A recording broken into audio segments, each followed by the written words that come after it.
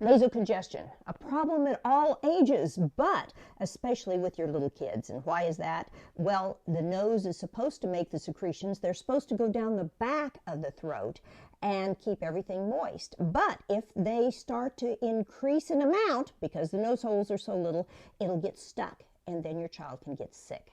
So, spoiler alert, anytime your child has a fever, isn't eating well, isn't sleeping well, and it's mainly because of the nasal congestion, you call right away.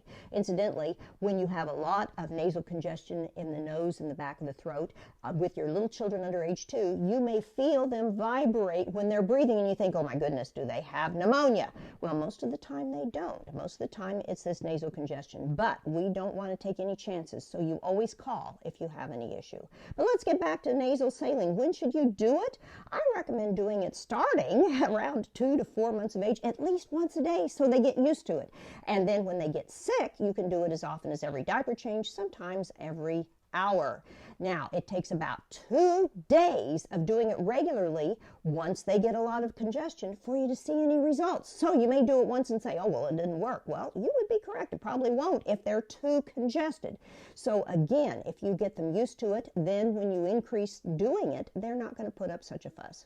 What are some of the things to think about? Well, when you're doing it, you don't jam it in there and make them mad. If you make them mad, you have undone any good you might do.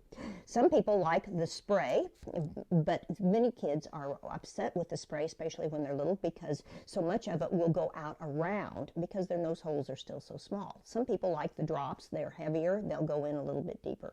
The important thing to keep in mind is when you are doing this regularly and the child isn't sick, it's all right for it to go out around the face and all that, and make it a game so that then when they really are sick, you'll be able to do it more effectively.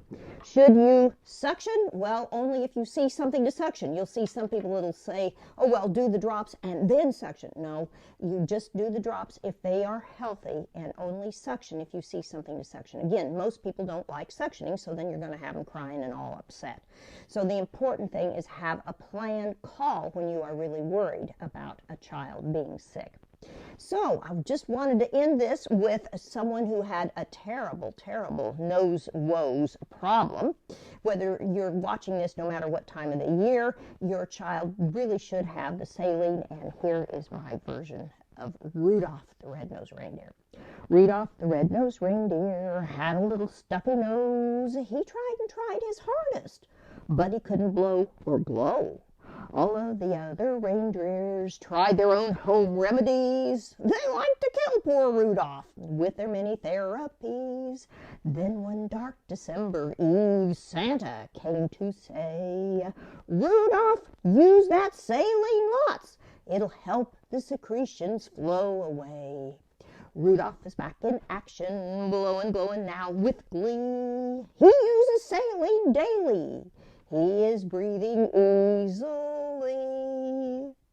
Give that kid a hug.